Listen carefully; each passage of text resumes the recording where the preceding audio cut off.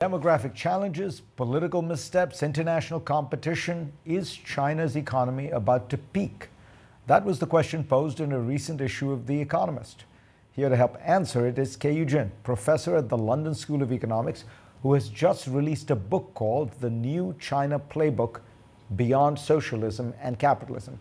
Kay, welcome. So the big surprise, which I think has given some of these kind of predictions force, the big surprise economically this year has been the Chinese economy has not recovered as fast as many people were expecting. Why do you think that is? Well, China has the opposite problem to the US, which is a lack of demand, especially private sector demand. We got to ask why. The main reason is a severe loss of confidence built over the years of the pandemic and a greater uncertainty. So more than 10 years ago, the state can just call on Team China, state banks, SOEs, flush them with capital, and then build roads and the GDP will go up. Today, the private sector is firmly in the driver's seat and they have to do the heavy lifting, but their confidence is not back. What do you say to The Economist's cover story, which says, has China has peaked, and that's, the argument is fundamentally about demographics. You're not going to get as much innovation with the state in charge. You have all these international challenges, cutting off of supply chains. So China is, they're not predicting a collapse at all, but a kind of plateau that China will kind of muddle along roughly where it is now. If China manages to grow at 1.5 percentage points faster than the US, which is something totally feasible, it will be the world's largest economy in a little over 10 years.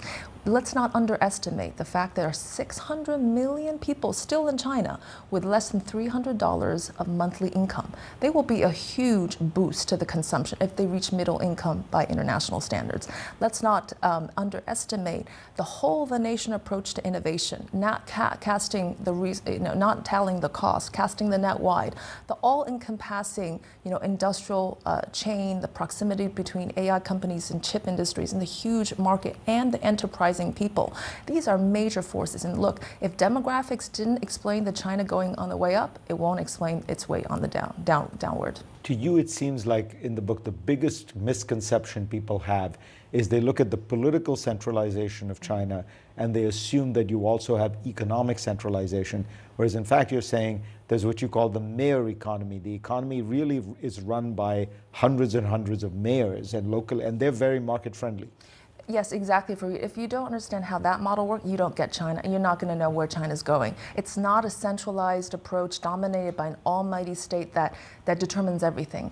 Instead, we need to look at what's happening on the ground. The local mayors, combined with the entrepreneurs, galvanizing innovation. If you look at the unicorns that's distributed across countries, it's all over China. It's not concentrated in Beijing, Shanghai, and Shenzhen. It's everywhere in the second-tier cities like Wuhan and Hefei. And the local mayors have an incentive to promote the best companies, and they're working with hundreds and thousands of entrepreneurs, not just supporting one or two national champions. U.S. has made a very concerted effort to deny China the ability to access the very highest end computer chips, which are at the heart of a lot of advanced military technology, but also AI and quantum computing. What will be the effect of that ban? I think in the short run, there is going to be a big damage to many companies in China. But we have to understand that for every action, there's a reaction, and there are unexpected outcomes. Now you have all of this demand, which was formerly going to American companies, now redirected back to Chinese chip companies, and of course the state flushing them with capital. But even more importantly, China has a very self-enclosed industrial supply chain, which means the proximity of the ultimate downstream players like AI companies, autonomous vehicles, their proximity to the chips industry gets this very quick feedback loop and demand. And if we look at Japan, part of the rise of the semiconductors industry was the rise of the Japanese electronics companies, but they were in close proximity. So you can imagine a chip company sitting in Europe and the US and feeding back. That's not actually going to work. So what you're saying is that this ban might have the effect actually in the medium term of accelerating China's own domestic chip industry and move it up the value chain. It has already done so, and look, there are so many companies trying to come up with new chip designs just to circumvent these rules. It's also, it's almost a strategic gift, but we have to understand in the short run, many companies will have to suffer. But your basic message is don't count China out. Exactly. Keyun, pleasure to have you on. Great to be with you, Fareed. Next on GPS, from petroglyphs to papyrus to printing presses to a phone in everyone's pocket, all about the evolution of knowledge and how we pass it down. We will be back with that in a moment.